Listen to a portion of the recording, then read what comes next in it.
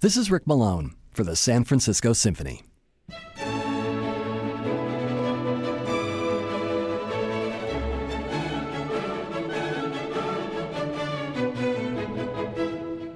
"1773 was an eventful year for the Mozart family. 17-year-old Wolfgang and his father Leopold returned to their home in Salzburg from their third concert tour of Italy, which was a big success. They moved to a newer, more spacious home, and their fortunes seemed to be on the rise, despite the fact that the newly installed Archbishop of Salzburg seemed to have little interest in music and even less in the Mozarts, even though they were his employees. So Leopold and Wolfgang packed up once again and set off for Vienna, hoping to find a better situation.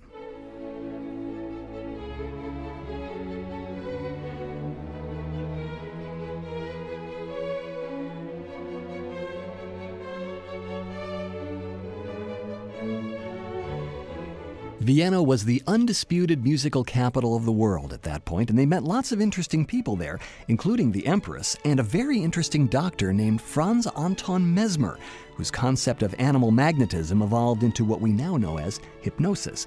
But even though they couldn't secure any kind of permanent position for young Wolfgang, they spent a lot of time in the middle of Viennese musical society and heard a lot of cutting-edge music, including pieces by Haydn that were starting to break free of the Italian styles and structures that most Viennese composers had stuck to.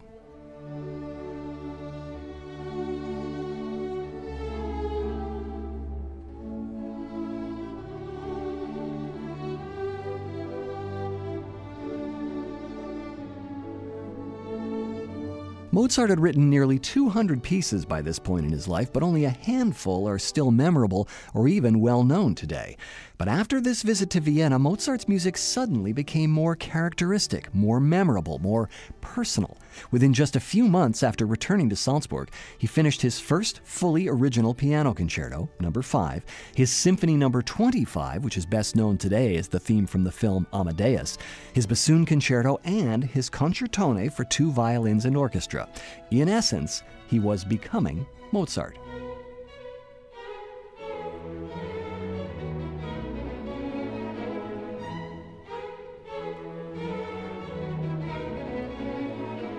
Mozart finished his 29th symphony in April 1774 when he was 18.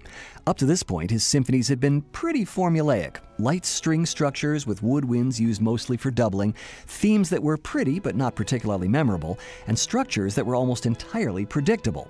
But around this time, as the musicologist Alfred Einstein put it, the instruments change character. The strings become wittier, the winds lose everything that is simply noisy, the figuration drops everything merely conventional. End quote. Right from the opening theme, there's an inventiveness that Mozart had rarely shown before.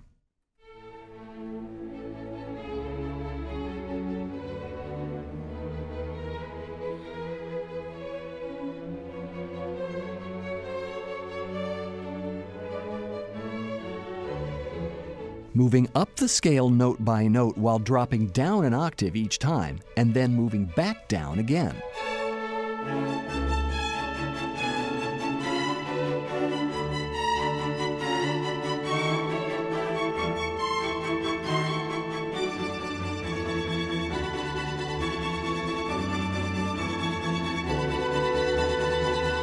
It's a simple pattern, but Mozart turns it into an irresistible earworm.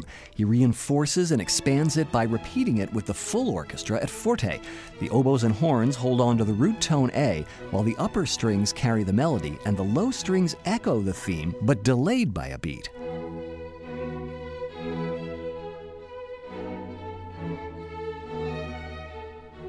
Structurally, the movement sticks to the classical style, setting out the theme in the exposition, repeating it, then exploring its possibilities in the development section.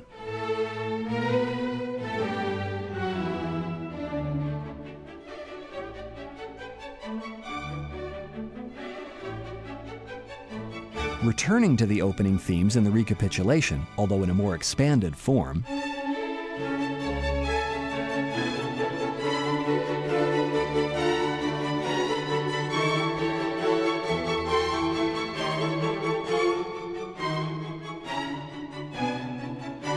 Finishing with a rousing coda.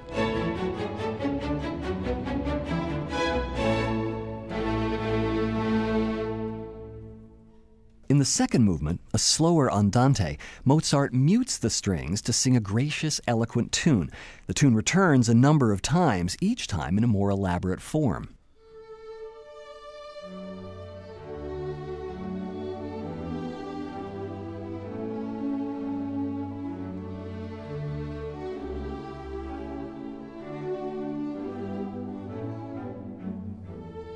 The violins also introduce the movement's second theme over a firm foundation in the bass and a whispered backbeat in the second violins and violas.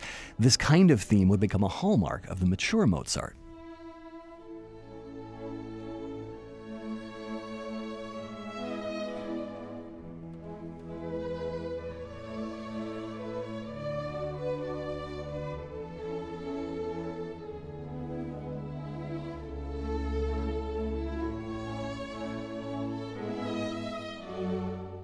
The development section features some elaborate counterpoint which could sound dry and academic, but Mozart gives the interweaving lines wit and sparkle.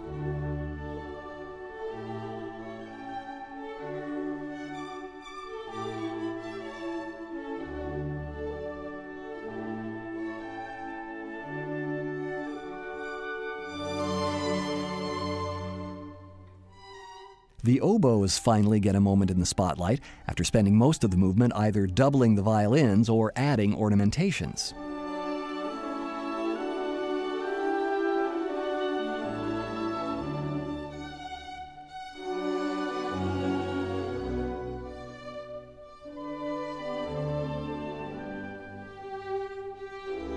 The first oboe brings back the theme of the opening movement, the strings take off their mutes, and the movement surges towards its conclusion, transformed into a series of fanfares based on that opening tune. Another sign that Mozart was writing things at 18 that most of his contemporaries would never dream of in their lifetimes.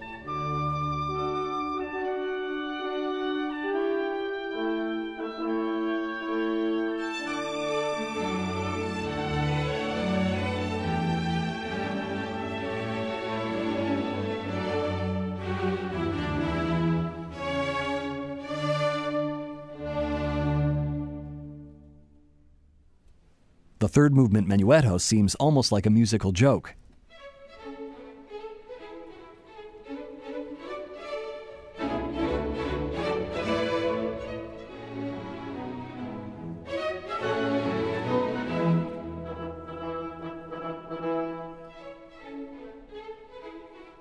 The beginning has a very odd, off-the-beat meter, and then every so often Mozart adds an extra measure in which the strings and later the winds pretend to play drum cadences.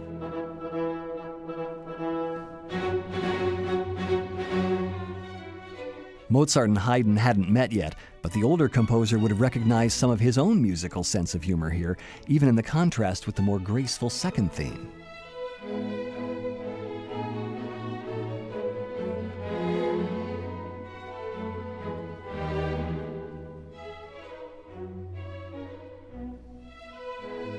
The symphony's finale is a little more conventional, but no less inspired.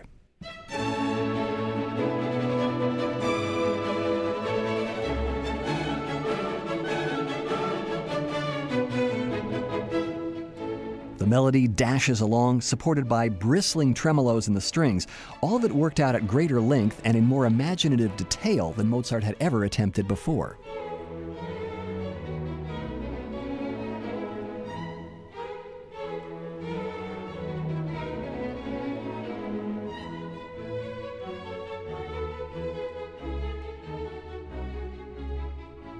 There's even an unusual break with a grand pause before he launches into the development section.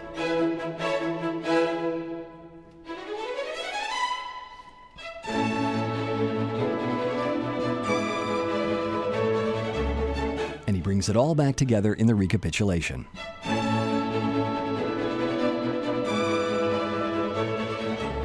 Even Mozart seems to have realized that the Symphony No. 29 was a breakthrough piece for him. Nearly a decade later, after moving to Vienna, he wrote a letter asking his father to send him the orchestral parts. It seems fitting that this work by the young Mozart should finally be performed by the mature Mozart in the city that inspired it.